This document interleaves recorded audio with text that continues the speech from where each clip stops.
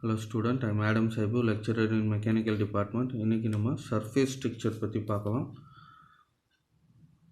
So எந்த ஒரு machining ப்ராசஸ்க்கு அப்புறமும் அந்த மிஷினிங் ப்ராசஸ் முடிஞ்சதோட அந்த மெட்டீரியலை எடுத்து பார்த்தோம் அப்படின்னா அதோட சர்ஃபேஸில் மிஷினிங் பண்ணதுக்கு உண்டான தடயங்கள் இருக்கும். அதோட ஃபினிஷ் வந்து பார்த்திங்கன்னா, அதாவது ஒரு மிஷினிங்க்கு அப்புறம் சர்ஃபேஸில் ஏற்பட்ட ஃபினிஷை தான் வந்து சர்ஃபேஸ் ஸ்ட்ரக்சர் அப்படின்னு சொல்கிறோம். எந்த அளவுக்கு சர்ஃபேஸ் ஃபினிஷ் வந்து அந்த மிஷினிங் ப்ராசஸ்னால் கிடைக்குது அப்படின்னு சொல்லிட்டு. உதாரணத்துக்கு இது வந்து பார்த்திங்கன்னா ஒரு மரக்கட்டை. இந்த மரக்கட்டையில் இந்த இடத்துல பார்த்திங்கன்னா கட் பண்ணி எடுத்திருக்காங்க. ஸோ கட் பண்ணி எடுத்ததுக்கப்புறம் இதோட சர்ஃபேஸில் எந்த அளவுக்கு ஒரு டெக்ஸ்சர் கிடைக்குது, இது வந்து சர்ஃபேஸ் ஸ்ட்ரக்சர் அப்படின்னு சொல்கிறோம். ஸோ இது வந்து எதை பொறுத்து அமையும் அப்படின்னா, இந்த சர்ஃபேஸ் ஸ்ட்ரக்சர் எதை பொறுத்து அமையும் அப்படின்னா, மெட்டீரியல் பொறுத்து அமையும், ஸ்ட்ரக்சர் ஆஃப் த மெட்டல் பொறுத்து அமையும், என்ன கட்டிங் கண்டிஷன் யூஸ் பண்ணுறாங்க, கட்டிங் டூலோட ஷார்ப்னஸ் எவ்வளோ இருக்குது, எவ்வளோ டெப்த் ஆஃப் கட் கொடுக்குறாங்க, ஃபீட் கொடுக்குறாங்க, மிஷினிங் பண்ணும்போது அதனால் ஏற்படுற வைப்ரேஷன், என்ன டைப் ஆஃப் மிஷினிங் ப்ராசஸ், இது எல்லாமே இது சர்ஃபேஸோட ஃபினிஷில் இன்ஃப்ளூயன்ஸ் ஆகும். எவ்வளோ தான் வந்து பர்ஃபெக்ட் ஸ்மூத் மிஷினாக இருந்தாலும் அதோட ஃபினிஷில் எப்போதுமே பார்த்திங்கன்னா ஒரு இரகுலாரிட்டிஸ் இருக்கத்தான் செய்யும். நல்லா உன்னிப்பாக கவனிச்சோம் அந்த சர்ஃபேஸைனா அதில் நிறையா மேடு பள்ளங்கள் இருக்கும். அந்த மேடு பள்ளங்களை தான் இங்கிலீஷில் வந்து வேலிஸ் அண்ட் பீக்ஸ் அப்படின்னு சொல்லுவாங்க. ஸோ ஒரு சர்ஃபேஸை வந்து நம்ம இது போல் மிஷினிங் பண்ணி ஒரு சர்ஃபேஸ் கிடச்சிது அப்படின்னா, இந்த சர்ஃபேஸ் வந்து மிஷினிங் பண்ணி எடுத்திருக்காங்க அப்படின்னா, இந்த சர்ஃபேஸை நம்ம நல்லா ஜூம் பண்ணி பார்த்தோன்னா இந்த சர்ஃபேஸில் நிறையா வந்து இரகுலாரிட்டிஸ் இருக்காது. ஸோ இது போல் இரகுலாரிட்டிஸை இன்னும் நம்ம ஜூம் பண்ணி பார்த்தோன்னா மேடு பள்ளங்கள் இருக்கும். ஸோ இந்த மேடு பள்ளங்களை தான் வந்து பீக்ஸ், இது வந்து பீக் அப்படின்னு சொல்லுவாங்க. இந்த பள்ளத்தை வந்து வேலி அப்படின்னு சொல்லிட்டு சொல்லுவாங்க. ஸோ இது போல் உள்ள சர்ஃபேஸ்னால நிறைய பிரச்சனைகள் ஏற்படும். உதாரணத்துக்கு பார்த்திங்கன்னா ஃப்ரிக்ஷன் அதிகமாக இருக்கும். ரெண்டு மெட்டீரியல் மீட்டிங் ஆகுது அப்படின்னா இந்த ரெண்டு மெட்டீரியலுக்கு இடையில் ஃப்ரிக்ஷன் அதிகமாக இருக்கிறதுக்கு வாய்ப்பு உண்டு. ரிலேட்டிவ் மோஷன் இருந்துச்சு அப்படின்னா அதுக்கு இடையில் ஃப்ரிக்ஷன் அதிகமாக இருக்கும். ஸோ இந்த சர்ஃபேஸ் ஃபினிஷ் எதை இன்ஃப்ளூயன்ஸ் பண்ணுதுன்னா, wear resistance, corrosion resistance, fatigue, power loss due to friction ஆகியவை இந்த சர்ஃபேஸ் ஃபினிஷ்னால் இன்ஃப்ளூயன்ஸ் ஆகுது. ஸோ வியர் ரெசிஸ்டன்ஸ், இந்த மேடு பள்ளங்கள் இருக்கிறதுனால ஃப்ரிக்ஷன் அதிகமாக இருக்கும். அப்போ தேய்மானம் கண்டிப்பாக இருக்கும். ரெண்டு மெட்டீரியலுக்கு இடையில் உராய்வுகள் இருந்தால் அதுபோல் ஈஸியாக துருப்பிடிக்கும், கரோஷன் ரெசிஸ்டன்ஸ் ஆகும், ஃபெட்டிக் ஃபெயிலியர் ஆகிறதுக்கு வாய்ப்பு உண்டு, ஃப்ரிக்ஷன்னால் பவர் லாஸ் ஆகிறதுக்கும் வாய்ப்பு உண்டு உங்களுக்கு. அதனால் designer choose particular type of surface structure to satisfy performance of the part. சரி, அடுத்த டெஃபினேஷன் பார்க்கலாம். நாமினல் சர்ஃபேஸ் அப்படின்னா என்ன? Nominal surface, surface obtained by machining process which contain small peaks and valleys that deviate from theoretical geometrical perfect surface. So தியரிட்டிக்கலான geometrical surface, perfect சர்ஃபேஸை தான் வந்து nominal surface அப்படின்னு சொல்லுவோம். பொதுவாக இது போல் பர்ஃபெக்ட் சர்ஃபேஸ் மிஷினிங் ப்ராசஸ்னால் கொண்டு வர முடியாது. ஸோ ஒரு சின்ன இரகுலாரிட்டிஸ் இருக்கும் அந்த சர்ஃபேஸில். இது போல் பார்த்திங்கன்னா ஒரு சின்ன மேடு பள்ளங்கள் இருக்கும். இந்த மேடு பள்ளங்களை தான் வந்து ரஃப்னஸ் அப்படின்னு சொல்கிறாங்க. சில இடத்துல பார்த்திங்கன்னா வேவ்னஸும் இருக்கும். இது போல் மேடு பள்ளங்களோட இது வந்து வேவ்னஸ் மாரி தெரியும். ஸோ இந்த ரஃப்னஸ் வேல்யூவை மைக்ரோமீட்டரில் இண்டிகேட் பண்ணுவாங்க. எந்த அளவுக்கு ரஃப்னஸ் இருக்குது அப்படின்னு சொல்லிட்டு மைக்ரோமீட்டரில் இண்டிகேட் பண்ணுவாங்க. ஸோ ரஃப்னஸ்னால் என்ன அப்படின்னா, the micro irregularities of the surface produced by the cutting action of the edge of the tool or abrasive grains. சின்ன சின்ன irregularities, மைக்ரோ irregularities அப்படின்னா மைக்ரோ லெவலில் உள்ள irregularities ப்ரொடியூஸ் ஆகும். எப்போ மிஷினிங் பண்ணும்போது, எதனால்? கட்டிங் எட்ஜ் ஆஃப் த டூல்னால், டூலோட கட்டிங் எட்ஜினால். அப்படி இல்லைன்னா கிரைண்டிங் வீல பார்த்திங்கன்னா அதில் அப்ராசிவ் கிரைன்ஸ் யூஸ் பண்ணுவாங்க. அதை அந்த போல் மிஷினிங் செய்யும் போது அதனால் கிரைன்ஸ்னால் சின்ன irregularities ஏற்படும். அதுதான் வந்து சர்ஃபேஸ் ரஃப்னஸ் அப்படின்னு சொல்லிட்டு சொல்கிறாங்க. வேவ்னஸ் அப்படின்னா, வேவ்னஸ் as shown in figure, இதான் வந்து வேவ்னஸ் அப்படின்னு சொல்லுவாங்க. மேடு பள்ளங்கள் பெருசாக இருந்துச்சு அப்படின்னா அது வந்து வேவ்னஸ் அப்படின்னு சொல்லுவாங்க. This is the surface undulation of large magnitude, அதிகமான வேல்யூவில் இந்த irregularities இருந்தால் அது வந்து வேவ்னஸ் அப்படின்னு சொல்கிறாங்க. வேவ்னஸ் எதனால் ஏற்படுது அப்படின்னா, மேனுஃபேக்சர் பண்ணும்போது ஒர்க் டிஃப்ளெக்ட் ஆகிருக்கலாம், ஒர்க்கு வளைஞ்சு போயிடலாம், இல்லை மிஷின் டிஃப்ளெக்ஷன் ஆகிருக்கலாம், வைப்ரேஷனால் கூட இந்த வேவ்னஸ் ஏற்படும், வார்ப்பிங் அதனால் கூட ஆகலாம், இன்னும் வேறு சில காரணங்களால் கூட வந்து உங்களுக்கு வேவ்னஸ் ஏற்படலாம். சில சர்ஃபேஸில் பார்த்தீங்கன்னா வேவ்னஸும் இருக்கும், ரஃப்னஸும் இருக்கும், ரெண்டுமே இருக்கும். அடுத்தது லே அப்படின்னா என்ன அப்படின்னா, டூலோட மார்க் வந்து அந்த மிஷினிங் சர்ஃபேஸில் பதியும். இப்போ உதாரணத்துக்கு இந்த மெட்டலை, இந்த வுட்டை வந்து கட் பண்ணி எடுத்திருக்காங்க. இதை கட் பண்ணி எடுக்கும்போது அந்த டூலோட மார்க் வந்து பார்த்திங்கன்னா இந்த சர்ஃபேஸில் பதிஞ்சிருக்கும். அதை தான் வந்து லே அப்படின்னு சொல்லிட்டு சொல்கிறாங்க. லேயில் வந்து நிறைய டிஃப்ரெண்ட் விதமான லே இருக்குது. அதை ஃபஸ்ட்டு பார்த்துடலாம். ஸோ எந்த விதமான லே, எந்தெந்த டைப் ஆஃப் லே அப்படின்னு சொல்லிட்டு இங்கே கொடுத்துருக்காங்க. பேரலல் லே அப்படின்னு சொல்லிட்டு சொல்கிறாங்க.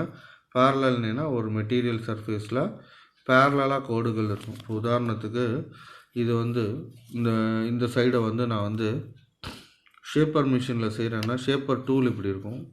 டூல் இப்படி வந்து இப்படி எடுத்துகிட்டு போகும். மெட்டீரியலை வந்து இது போல் வந்து கட் பண்ணி எடுக்கும். ஸோ அது போல் கட் பண்ணி எடுக்கும்போது இதோட டூல் மார்க் வந்து இங்கே வந்து பார்த்திங்கன்னா வரி வரியாக பதிஞ்சிருக்கும். ஸோ அது போல் இருந்தால் அதை வந்து பேரலல் லே அப்படின்னு சொல்கிறாங்க. பெர்பெண்டிகுலர் லே அப்படிங்கும்போது நம்ம பார்க்குற திசைக்கு பெர்பெண்டிகுலராக இருக்கும். அதுபோல் இருந்தால் பெர்பெண்டிகுலர் லே. கிராஸ் டைப்பும் இருக்குது. லேயில் வந்து கிராஸ்டு டைப் இருக்குது. அது வந்து பார்த்திங்கன்னா எதனால் அப்படின்னா, கிராஸாக இது போல் வந்து கிராஸாக டூல் மார்க் இருந்தால் அது வந்து கிராஸ்டு லே அப்படின்னு சொல்லுவாங்க. மல்டி டைரெக்ஷனல் லே அப்படின்னு சொல்கிறாங்க. மல்டி டைரெக்ஷனல் லேவை இந்த மாதிரி எம் அப்படிங்கிற சிம்பிளால் இண்டிகேட் பண்ணுறாங்க. நிறைய டைரெக்ஷனில் கண்ணாப்பின்னான்னு வந்து டூல் மார்க் இருந்துச்சு அப்படின்னா அதை வந்து மல்டி டைரெக்ஷன் லே அப்படின்னு சொல்கிறாங்க. சர்க்குலர் லே அப்படின்னு சொல்கிறாங்க. சர்க்குலர் லேயில் இது போல் வந்து டூல் மார்க் அமையும். உதாரணத்துக்கு லேத்தில் வந்து பார்த்திங்கன்னா அதோட ஜாபோட ஃபேஸை டர்னிங் பண்ணும்போது சர்க்குலர் லே ஏற்படும். ரேடியல் லே அப்படின்னா வந்து ரேடியல் டைரெக்ஷனில் வந்து லே இருக்கும், டூல் மார்க் இருக்கும். அது போல் இருந்துச்சுன்னா அது வந்து ரேடியல் லேன்னு சொல்லுவாங்க. அதை வந்து ஆர்குலர் சிம்பிளை வச்சு இண்டிகேட் பண்ணுவாங்க.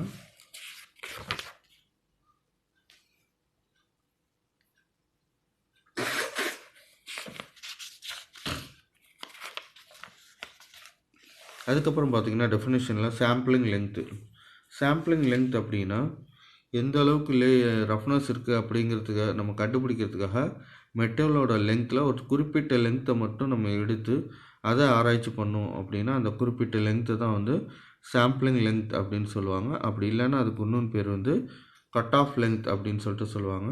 ஸோ அந்த லென்த்தை ஜூம் பண்ணி பார்த்து அதில் எந்த அளவுக்கு ரஃப்னஸ் இருக்குது அப்படின்னு சொல்லிட்டு அதை மெஷர் பண்ணுவாங்க. இந்த டேபிளர் காலத்தில் different types of manufacturing process இருக்குது. அதுக்கு எவ்வளோ சாம்பிளிங் லென்த் எடுத்துக்கலாம் அப்படின்னு சொல்லிட்டு கொடுத்துருக்காங்க. மில்லிங், போரிங், டர்னிங் இது எல்லாமே வந்து பார்த்திங்கன்னா சாம்பிளிங் லென்த்து.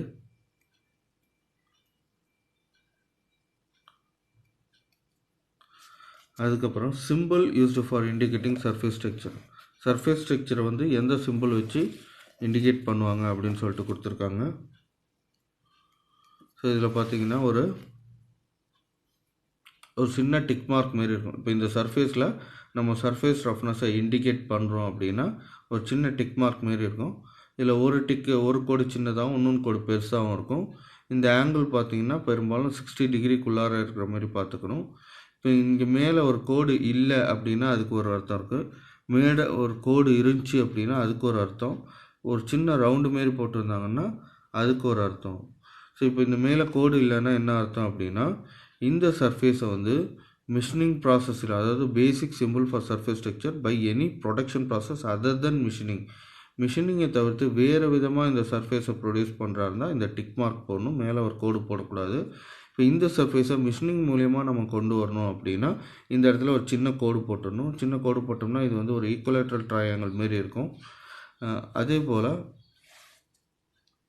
இப்போ இந்த சர்ஃபேஸில் மெட்டீரியலே நான் எடுக்கக்கூடாது அப்படின்னு சொல்லிட்டு மேனுஃபேக்சரருக்கு சொல்கிறாருந்தா இந்த டிக் மார்க்கில் ஒரு சின்ன ரவுண்டு போட்டுட்டா இந்த சர்ஃபேஸ்லேருந்து அவங்க எந்த மெட்டீரியலும் எடுக்கக்கூடாது. இது வந்து ஒரு மிஷினிங் செய்ய போகிறவங்களுக்கு இண்டிகேட் பண்ணுற மாரி, டிசைனரால் இண்டிகேட் பண்ணுற மாதிரியான ஒரு இன்ஃபர்மேஷன் இங்கே தராங்க. அதே போல் சர்ஃபேஸ் ரஃப்னஸ் வேல்யூவை எந்த இடத்துல இண்டிகேட் பண்ணணும் அப்படின்னா இந்த சின்ன கோட்டுக்கு மேலே தான் இண்டிகேட் பண்ணுவாங்க சர்ஃபேஸ் ரஃப்னஸ் வேல்யூவை. இது இன் டேர்ம்ஸ் ஆஃப் மைக்ரானில் இருக்கும். அதுக்கப்புறம் என்னென்ன மிஷினிங் ப்ராசஸில் நமக்கு எவ்வளோ சர்ஃபேஸ் ரஃப்னஸ் வேல்யூ கிடைக்கும் அப்படின்னு சொல்லிட்டு இந்த டேபிளர் காலத்தில் கொடுத்துருக்காங்க. பார்த்திங்கன்னா sand casting, die casting, hot rolling, forging, extrusion, disc grinding, filing, planing, shaping, drilling, இது போல் நிறையா மிஷினிங் ப்ராசஸ் இருக்குது. அதுக்கெலாம் வந்து எவ்வளோ வந்து பார்த்திங்கன்னா சர்ஃபேஸ் ரஃப்னஸ் வேல்யூ நம்ம எடுக்கலாம் அப்படின்னு சொல்லிட்டு, எவ்வளோ சர்ஃபேஸ் ரஃப்னஸ் வேல்யூ நமக்கு கிடைக்கும் அப்படின்னு சொல்லிட்டு இந்த டேபிளர் காலத்தில் இண்டிகேட் பண்ணுறாங்க. உதாரணத்துக்கு பார்த்திங்கன்னா டை காஸ்டிங் முறையில் நமக்கு எவ்வளோ ரஃப்னஸ் வேல்யூ கிடைக்கும் அப்படின்னா 0.8லேருந்து 3.2 அளவுக்கு வந்து நமக்கு சர்ஃபேஸ் ரஃப்னஸ் வேல்யூ கிடைக்கிறதுக்கு வாய்ப்பு இருக்குது. அதுக்கப்புறம் சர்ஃபேஸ் ரஃப்னஸ் வேல்யூவை 3 விதமாக இண்டிகேட் பண்ணலாம். ஒன்று வந்து சர்ஃபேஸ் ரஃப்னஸ் வேல்யூவை அதோட வேல்யூ வச்சு இண்டிகேட் பண்ணிடலாம். அது இன் டேர்ம்ஸ் ஆஃப் மைக்ரோமீட்டரில் இருக்கும். அப்படி இல்லைன்னா அப்படின்னா கிரேட் நம்பர் வச்சு இண்டிகேட் பண்ணலாம். உதாரணத்துக்கு சர்ஃபேஸ் ரஃப்னஸ் வேல்யூ வந்து 50 மைக்ரோமீட்டர் இருந்துச்சுன்னா அதை வந்து N12 அப்படின்னு சொல்கிறாங்க. சிம்பிளை வச்சு இண்டிகேட் பண்ணுறாங்க. இது போல் ஒரு அப்ராக்சிமேட் சிம்பிளை வச்சு இண்டிகேட் பண்ணுறாங்க. அதே போல் 25லேருந்து 12.5 மட்டும் இருந்தால் ஒரு ட்ரையாங்கிள் போடணும். சிம்பிளில் இண்டிகேட் பண்ணுறா இருந்தால். இதில் கிரேட் நம்பர் வச்சு சொல்கிறா இருந்தால் N11, N10 அப்படின்னு சொல்கிறாங்க. அதுபோல் இங்கே பார்த்திங்கன்னா ஹை அக்யூரசி 0.1 இல்லை 0.025 அளவுக்கு ரஃப்னஸ் வேல்யூ இருந்தால் அது N1, N2, N3 அந்தமாரி கிரேட் நம்பர் வச்சு சொல்கிறாங்க. அப்படி இல்லைன்னா 4 ட்ரையாங்கிள், ஈக்குவலேட்ரல் ட்ரையாங்கிள் 4 ஒன்றா சேர்ந்து இருக்க மாரி இண்டிகேட் பண்ணணும். ஸோ இங்கே பார்த்தீங்கன்னா உங்களுக்கு இந்த சர்ஃபேஸோட ரஃப்னஸ் எப்படி இண்டிகேட் பண்ணியிருக்காங்க, கிரேட் நம்பர் வச்சு இண்டிகேட் பண்ணியிருக்காங்க. N10 அப்படின்னு சொல்லிட்டு இண்டிகேட் பண்ணியிருக்காங்க. N12னால் இதோட ரஃப்னஸ் வேல்யூ வந்து 12.5 அந்த அளவுக்கு இருந்துச்சு அப்படின்னா N10 வச்சு நம்ம சொல்லலாம். அதுபடி மேக்ஸிமம் லிமிட், மினிமம் லிமிட்னு சொல்கிறோம் இல்லையா, அதுமாதிரி maximum roughness value, minimum roughness வேல்யூவும் வந்து நீங்கள் பார்த்தீங்கன்னா ட்ராயிங்கில் இது போல் மேலேயும் கீழேயும் இண்டிகேட் பண்ணலாம். அதுக்கப்புறம் என்ன மேனுஃபேக்சரிங் முறையில் இந்த சர்ஃபேஸை நம்ம கொண்டு வரணும் அப்படிங்கிறத இந்த இடத்துல எழுதுவாங்க. இந்த லெக் இருக்கு இல்லையா, இந்த லெக்கில் இந்த இடத்துல மேலே கோட்டுக்கும் மேலே எழுதுவாங்க. இப்போ இதில் பார்த்தீங்கன்னா மில்டு அப்படின்னு சொல்லிட்டு எழுதியிருக்காங்க. ஸோ இந்த ரஃப்னஸ் வந்து மில்லிங் மூலியமாக நம்ம கொண்டு வரோம். அதே போல் சில இடத்துல பார்த்தீங்கன்னா மிஷினிங் பண்ணதுக்கப்புறம் ஒரு கோட்டிங் மாரியும் கொடுப்பாங்க, குரோம் பிளேட்டிங் அந்த மாரிலாம் கொடுப்பாங்க. ஸோ அதை வந்து கிளியராக என்ன செஞ்சிடணும், இந்த கோட்டில் வந்து இண்டிகேட் பண்ணிடணும். அதே போல் எவ்வளோ சாம்பிளிங் லென்த் எடுக்கிறோம் அப்படிங்கிறத நம்ம என்ன செய்யணும், இந்த கோட்டுக்கு கீழே இண்டிகேட் பண்ணணும். அது வந்து இன் டேர்ம்ஸ் ஆஃப் மில்லிமீட்டரில் இருக்கும். இப்போ இந்த இடத்துல பார்த்தீங்கன்னா 0.25 அப்படின்னு சொல்லிட்டு இண்டிகேட் பண்ணியிருக்காங்க. அப்படின்னா என்ன தான் இந்த சர்ஃபேஸோட சாம்பிளிங் லென்த் நம்ம எவ்வளோ எடுக்கலாம், 0.25 அளவுக்கு எடுத்துக்கலாம். லே எந்த இடத்துல இண்டிகேட் பண்ணுறது, லேன்னா அந்த டூல் மார்க்குன்னு சொல்லுவாங்க இல்லையா, பெர்பெண்டிகுலர் லே, பேரலல் லே அதெல்லாம் பார்த்தோம் இல்லையா. ஸோ அந்த லேவை எந்த இடத்துல இண்டிகேட் பண்ணுவாங்கன்னா இந்த ட்ரையாங்கிளில் ரைட் சைடு இண்டிகேட் பண்ணுறாங்க. ஸோ இந்த இடத்துல பார்த்தீங்கன்னா பெர்பெண்டிகுலர் லே அப்படின்னு சொல்லிட்டு இண்டிகேட் பண்ணியிருக்காங்க. ஸோ அதோட சிம்பிள்ஸ் இங்கே கொடுத்துருக்காங்க. ஈக்குவல் டு மாரி perpendicular simple X, M, C, R, மொத்தம் 6 விதமான லே டைப் இருக்குது. அதே போல் அலோவன்ஸ், மிஷினிங் அலோவன்ஸ் இருக்கு இல்லையா, அதை வந்து பார்த்திங்கன்னா இந்த ட்ரையாங்கிளுக்கு லெஃப்ட் சைடு இண்டிகேட் பண்ணுவாங்க. இந்த இடத்துல இண்டிகேட் பண்ணியிருக்காங்க பாருங்கள். இப்போ இங்கே 5 அப்படின்னு சொல்லிட்டு மிஷினிங் அலோவன்ஸ் இண்டிகேட் பண்ணியிருக்காங்க. இந்த 5ங்கிறது மில்லிமீட்டரில் இருக்கும். The value of machining allowance is to be indicated to the left of the surface structure symbol. இதுதான் surface structure symbol. இதுக்கு left side indicate பண்ணுறாங்க. The value should be expressed in millimeter. முக்கியமாக இதோட value வந்து மில்லிமீட்டரில் இருக்கணும். So ஒரு கம்ப்ளீட்டாக surface roughness simple வந்து இண்டிகேட் பண்ணுறதா இது போல் தான் இண்டிகேட் பண்ணணும். இதில் பார்த்தீங்கன்னா ஓவராலாக நான் சொல்லிடுறேன். மேலே வந்து ரஃப்னஸ் வேல்யூ இருக்கணும், லெஃப்டில் வந்து மிஷினிங் அலவன்ஸு, ரைட்டில் வந்து லேவோட டைரெக்ஷன் சிம்பிள் இருக்கணும். அதேமாதிரி பார்த்திங்கன்னா இந்த கோட்டுக்கு மேலே மிஷினிங் மெத்தட் இல்லைன்னா அடிஷ்னல் ட்ரீட்மெண்ட் ஏதாச்சும் ஹீட் ட்ரீட்மெண்ட் அந்த மாதிரி இருந்தால் அது மேலே எழுதணும். சாம்பிளிங் லென்த்து வந்து இந்த கோட்டுக்கு கீழே எழுதணும். இது ஒரு எக்ஸாம்பிளுக்கு இங்கே காமிச்சிருக்காங்க. இங்கே வேல்யூ 5 அப்படின்னா அர்த்தம் மிஷினிங் அலவன்ஸ் வந்து 5, ரஃப்னஸ் வேல்யூ வந்து 12.5, பெர்பெண்டிகுலர் லேவாக இருக்குது, மில்டு குரோம் பிளேட்டட், இந்த இடத்துல என்ன மிஷினிங் மெத்தட் யூஸ் பண்ணுறாங்களோ அது, சாம்பிளிங் லென்த்து 2.5 இல்லைன்னா 0.25 இருக்கலாம் அப்படின்னு சொல்லிட்டு இங்கே சொல்கிறாங்க. ட்ராயிங்கில் லேவை எப்படி நம்ம இண்டிகேட் பண்ணுறது அப்படின்னு சொல்லிட்டு இந்த இடத்துல காமிச்சிருக்காங்க. ஸோ இந்த கோட்டில் பார்த்தீங்கன்னா சர்ஃபேஸ் ரஃப்னஸ் வேல்யூ 0.4 இருக்கணும் அப்படின்னு சொல்லிட்டு நேரடியாக அந்த சர்ஃபேஸ் ரஃப்னஸ் சிம்பிளை வந்து அந்த சர்ஃபேஸில் இண்டிகேட் பண்ணிட்டாங்க. இது போல் இன்க்ளைன் சர்ஃபேஸாக இருந்தால் ஒரு ஏரோ மார்க் மாரி போட்டு அதில் நீங்கள் சர்ஃபேஸ் ரஃப்னஸ் வேல்யூவை இண்டிகேட் பண்ணலாம். இல்லை இது பேர் பெர்பெண்டிகுலர் லைனாக இருந்தால் அதேமாரி ஒரு ஏரோ லைன் போட்டு அதுலேயும் நீங்கள் என்ன செய்யலாம், இண்டிகேட் பண்ணலாம். இல்லை அப்படின்னா ஒரு லைனை எக்ஸ்ட்ராபோலேட் பண்ணி ஆப்ஜெக்ட் லைன்லேருந்து ஒரு லைன் எக்ஸ்டெண்ட் பண்ணி அதில் கூட நீங்கள் என்ன செய்யலாம், சர்ஃபேஸ் ரஃப்னஸ் சிம்பிள் பண்ணலாம். தலைக்கீழே கூட சர்ஃபேஸ் ரஃப்னஸ் சிம்பிள் யூஸ் பண்ணலாம். நீங்கள் இது போல் தலைக்கீழே வந்து இண்டிகேட் பண்ணியிருக்காங்க. பட் வேல்யூ வந்து நீங்கள் நேராக தான் எழுதணும்.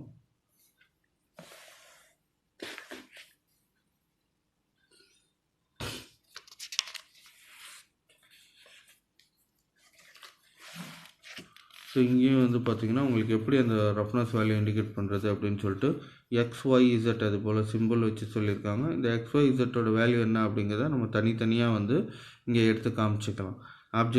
டயக்ராமில் சும்மா வேல்யூ XYZ அது போல் காமிச்சிட்டு இங்கே வந்து ஒய்னா 3.2, இசட்னா வந்து 1.6லேருந்து 6.3 அது போல் தனியாகவும் நீங்கள் என்ன செய்யலாம், டயக்ராமுக்கு வெளியில் ரஃப்னஸ் வேல்யூவை நீங்கள் இண்டிகேட் பண்ணலாம்.